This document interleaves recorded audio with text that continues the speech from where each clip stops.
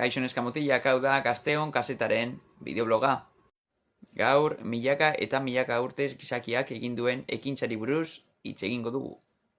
Eta hemen Euskal Herrian tradizio oso handia daukagu. Bai, arrantza. Ba aldakizue hemengo herri asko arrantzari esker bizi izan direla? Baina horretan sakondu baino lehen, zer da zuretzat arrantza? Bizi modua, lana, ala aisialdian egiteko jarduera. Ikus ditzagun bi perspektiba. Bizimodua tradizionala izan dena bizirauteko erabili da. Historian zehar euskaldunak oso arrantzale onak eta trebeak izan dira.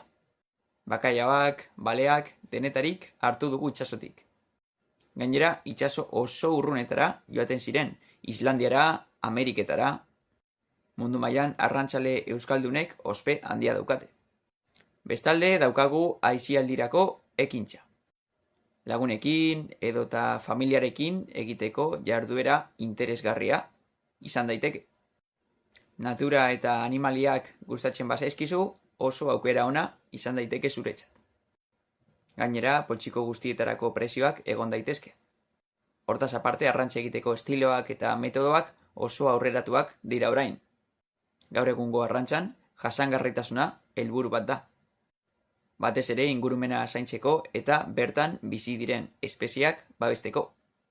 Hain zuzen ere, gehiegizko ustiapena egiten badugu beti bezala gertatuko da. Espezieak desagertuko dira eta ez dira gehiago egongo. Hala ere, eskubidea izan behar dugu elikatzeko eta arrantza egiteko. Zuri arrantza egitea gustatzen zaizu?